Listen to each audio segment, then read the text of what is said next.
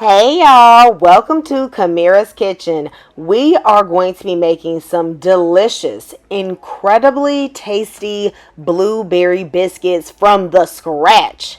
Honey, do you hear me?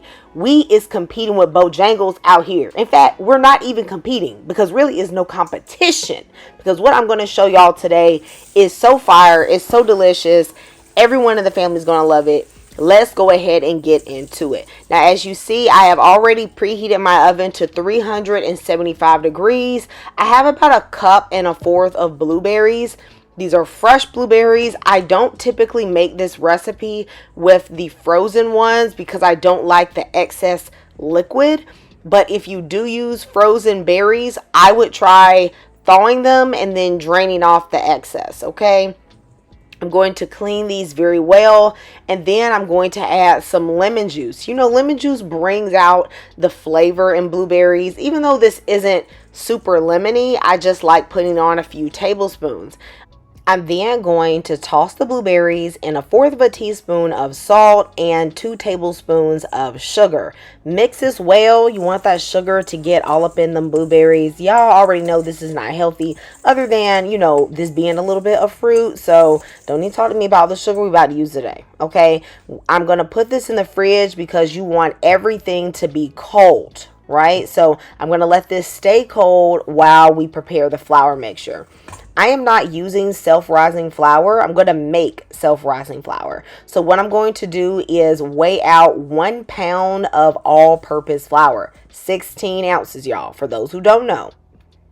What I really need to find is one of them old school flour sifters with the handle. You know, the one where it looks like you're churning it almost like butter. Them things make your flour ultra fine, but they don't have those vintage ones anymore. At least I haven't been able to find them. Do any of y'all still use those to sift your flour? I wish I had the one that my grandmother had, because that thing right there, that thing was putting in some work. Okay. Now, y'all, to make my flour into self-rising flour, I am going to add a teaspoon of salt, 4 teaspoons of baking powder, and a half a teaspoon of baking soda. Now, I do want these biscuits to be a little bit sweet, so I am putting in a third of a cup of sugar. You could add more to your liking. It won't make this ultra sweet, but it's going to have a little bit of sweetness. Now, I am using a glaze as well, so I don't want to go crazy with it, but it's up to you how much sugar you want to add to your biscuit dough. Into this, I am going to grate in my butter. Y'all, using a cheese grater for the butter is like the cheat code. I know so many people love to use a pastry cutter, but the thing about it is that I don't use a pastry cutter for anything else, whereas a cheese grater has multiple purposes in the kitchen. I have frozen the butter. That is why I can grate it. And this one is unsalted. You actually can use salted if you want a little more additional salt in your biscuits. I'm going to grate in a stick and a half of butter. And then you're going to see how easy it is for me to work this butter into the flour. It literally only took me like a minute to grate the butter. And then I can just mix it in and incorporate it until you get this somewhat pebbly texture, or maybe I should say sandy texture, relatively quickly without the butter going warm. And that's what you do not want. Don't work this so much that the butter starts to melt. That is going to impact the texture of your biscuits. I have right now 1 cup of cold buttermilk, very cold buttermilk, and I am going to add more. I just always start out with a cup. For this amount of flour, you're going to need anywhere from a cup and a half to a cup and 3/4. It is going to depend on y'all how the wind is blowing that day. I don't know what it is, but sometimes, maybe it's the humidity in the air or how dry the flour was. I don't know what it is. Sometimes I need a little bit more and sometimes I need a little bit less. Okay? You want to add it in until you get the texture that you see on the screen. So first I'm adding in the cup. As you can see, it is pretty dry, right? It's very dry. It's not sticky at all. When you are working with biscuit dough, you are looking for a lightly tacky dough. You do not want to overwork the dough. This should come together very quickly. So within about 3 to 4 minutes, your dough should be formed. You got to keep it moving or else your biscuits are going to become tough. Some of y'all want to sit there and you want to work the dough for like 10 minutes. Baby, you don't need biscuits. It doesn't work like that. Okay. Very quickly, I got this biscuit dough here, and this is the perfect texture. See how I grab it? When I touch it, it's a little tacky, but when I release, I don't have a bunch of dough on my hands. That is what you are looking for. Immediately, you have to start cutting it out because this dough is still actually fairly cold. The butter was cold and the buttermilk was cold. So we got to keep it moving. Now, y'all, I don't want to hear nobody say, I can't roll out biscuits on my counter. It's my kitchen. I can do whatever I want to do. Okay. But also, most of the time, most people don't have boards big enough to do this. So cleaning your counter first is just fine. Get up all them crumbs. So them crumbs don't get in them biscuits. If you got them little crumbs and stuff in them biscuits and it ain't flour, baby, they gonna talk about you. They're not gonna trust your cleanliness in the kitchen. Okay. So y'all, I gotta put out some flour, and as you can see, I have my rolling pin. Most young folks don't even have this. They don't even know what a rolling pin is, for real, for real. But the ones who cook, we know what it is. All right. So I'm gonna roll this dough out until it is about 1/4 of an inch thickness. We need to put in the blueberries into the biscuits. Okay. Right now, we just got plain biscuits, so we got to make a mix. And this is how we're going to do it. We're going to roll it out and we're going to make sure it's fairly even. I'm going for a rectangular-esque shape. Do it have to be perfect? No, honey, because this is just step one.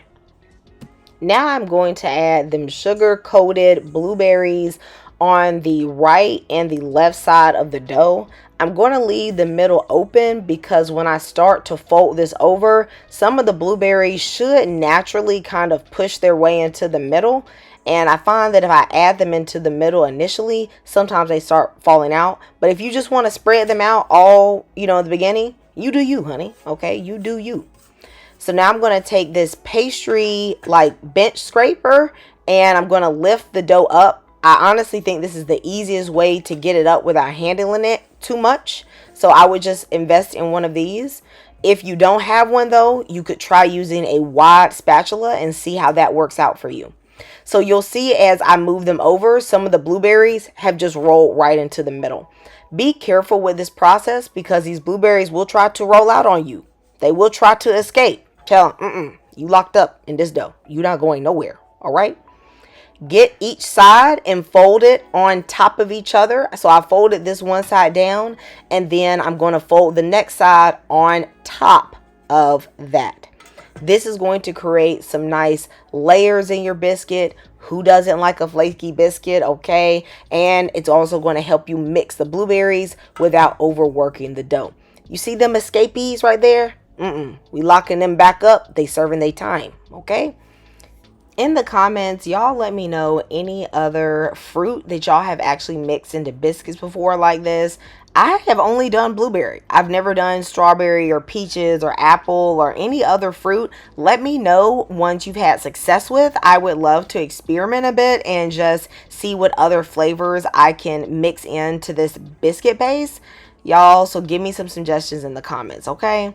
Now, guys, I am going to pat out the dough to where it's maybe like 1/2 of an inch thick or so. I really just want it big enough that I can cut out 9 good sized biscuits. We are not going to use the circular biscuit cutters for this because I feel like you should not, you can't do anything with the scraps. You know what I'm trying to say? I want to use up everything on the first go round. And the blueberries will most likely fall out trying to cut up all them circular shapes. So I'm just not going to do that today. And y'all know it tastes the same and this is way easier. You already knew what was about to happen. We bringing out more butter. Some of that Southern Gold, okay? I have about 2 tablespoons here. I'm going to add enough until any excess flour on the top of the biscuits is absorbed. If you leave that excess flour, it's going to make your biscuits look pale. You can also use a beaten egg, or if you just have like egg whites in the fridge, you can use a little bit of that with the butter. That all of these things are going to help it brown. Even putting a little bit of heavy cream on top of the biscuits helps a lot. The main thing you want is that you do not want the top of the biscuits to have that flour, and you want something with a little fat in it so that it can give that good, beautiful color. Once all of my biscuits have been added to my baking sheet, I am going to pop them in the oven at 375 degrees for about 20 minutes. Do not over bake. When they look golden brown, they are ready. Okay? Now, y'all, I am going to be a little bit, a little bit big back here. I'm going to make 2 different glazes for the biscuits. It's already not healthy, so don't even get on me. All right? We're just going to go all the way here. I have some powdered sugar. I'm going to mix in a little bit of milk until it gets the consistency that I want, and just add in a touch of vanilla. So this was one idea I had for a glaze. This is a classic. And then I said, why not just be extra indulgent? Let's just go all the way. So I'm going to use this can of sweetened condensed milk as well. It has been 20 minutes and my biscuits are ready. They are golden brown. They are lovely. They are going to be so delicious. Guys, I'm so excited for this. Y'all already know when biscuits come out of the oven, it doesn't matter how much butter was in the batter. You're adding more. So I'm going to put about another tablespoon and a half of butter over these biscuits. Do y'all see how them blueberries have baked perfectly? Oh my goodness. Y'all, you got to eat these warm. They are the most delicious when they are warm. So guys, I've opened up my sweetened condensed milk, and you have to go ahead and add that in because you want some of that sweetened condensed milk to just soak into the biscuit. It's going to give it a little bit of a sweetness, almost a scone-like quality. Y'all get what I'm saying? They call these biscuits, but I'm feeling like these are kind of giving scone energy. You know what I mean? Now, on your other glaze, which you don't have to use, you don't have to use 2, okay? If you want to make this, a little different, you could have actually used some lemon juice instead of milk for the glaze. That's a nice energy too. Y'all, tell me how many of these can you tear up? I ate 2. And then to burn off the calories, I went for a walk and I delivered them to all the friends in my neighborhood because I was about to get these out of my kitchen immediately. All right. It wouldn't have been good if I had left them jokers overnight. Right? Y'all, these are delicious. Have these with some coffee. Oh my goodness, you are going to be in heaven. Thank you so much for watching this video. I am going to see you next time in Kamira's Kitchen. Goodbye, y'all, and God bless.